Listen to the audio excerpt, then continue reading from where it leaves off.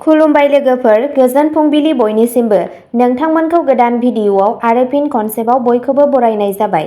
आं दिनै नोंथांमोननि सिगाङाव 22 भाद्र 1434 मायथाइ एबा 8 सेप्तेम्बर 2024 मायथाइनि सानसेनि फान्जामुथिखौ फरायथिनो लादों। आसा खालामो नोंथांमोनहा भिडिअ'खौ नायना मोजां मोनगोन। गिबियावनो दङ मेष राशि। नोंथांनि गावारि जिउआव मोनसे खुसिनि आबहावा थागोन। रांखान्थियारि थासारिया साबसिन जागोन। रांनि गोदान लामाफोरा रोखा जागोन। मोजां मोनलायनाय जिउआ मोजां जागोन। वृषभ राशि। दिनैनि साना गलाय-गथाय सान जागोन। लासै लासै थासारिफोरा मोजां जागोन। सावस्रिया मोजां जागोन। नखरारि जिउनि जेंनाफोरा गोमालांगोन। नों दाहारनिफ्राय उदां जागोन। मिथुन राशि। जिउ राहायारि जिउआव गोनांथार खामानिनि थाखाय नोंथाङा बिबान लानांगोन। माखासे थागिबिफोरा लोगोफोरजों दावबायनायाव थांनो हागौ। नों रांखान्थियारि महरै धोनि जानानै थागोन। कर्क राशि। दिनै गोबाव समनिफ्रायनो सोलिबोनाय जेंनाफोरा बारग'गोन।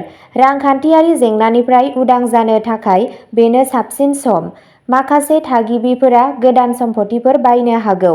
मोजां मोनलायनाय जिउआव सासे थि सुबुंनि फारसे नोंथांनि गोसो जानाया बांगोन।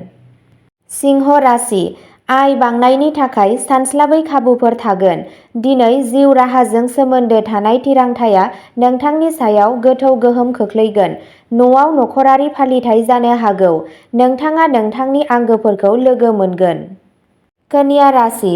मावख'आव नोंथांनि दिन्थिफुंनाया मोजां जागोन। दिनै नोंथाङा जिउ राहायारि जिउनि जेंनाफोरखौबो सुस्रांनांगोन। लोगोफोरजों दावबायनायनि बिथांखि लानाया जिउआव खुसि लाबोगोन। नोंथाङा रंजानायजों बुंफबनाय बुब्लिफोरखौ रंजानो हागोन। तुला राशि। रांखान्थियारि थासारिया गोख्रों जागोन। नोंथाङा नोंथांनि आंगोफोरनिफ्राय अननाय आरो मदद मोनगोन। जायफोरा गोजाम सम्फथिखौ फाननो लुबैयो बिसोरो दिनै नाजानो हागोन। रमान्टिक जिउआ जोबोद मोजां जागोन। वृश्चिक राशि। रांखान्थियारि थासारिया सिगांनिख्रुइ साबसिन जागोन। नोंथाङा नोंथांनि आंगोफोरखौ लोगो मोनगोन जाय गोसोखौ खुसि खालामगोन। दिनै सम्फथिजों सोमोन्दो थानाय थिरांथाफोरा नोंथांनि फारसे जागोन। धनु राशि। गोदान सम्फथि बायनायनि खाबुआ बांगोन। सोलोंथायारि हाबायाव गोसो मोनगोन। दिनै नोंथाङा नोंथांनि मोजां मोनग्राजों गुन गोनां सम हगारगोन। मोजां मोनलायनाय जिउआ मोजां जागोन। मकर राशि। दिनै फालांगियारिफोरा रांखान्थियारि जेंनाजों मोगा-मोगि जानांनाय नङा। दिनै नोंथाङा सोमोन्दोआव मोजां मोननायखौ बांहोनो थाखाय गावनि जिउ लोगोरिजों माखासे जुनिया सानथांखिफोर बानायनो हायो। कुम्भ राशि। दिनै नोंथाङा गोजाम रां थिसननायनिफ्राय मोजां मोनफिननाय मोनगोन।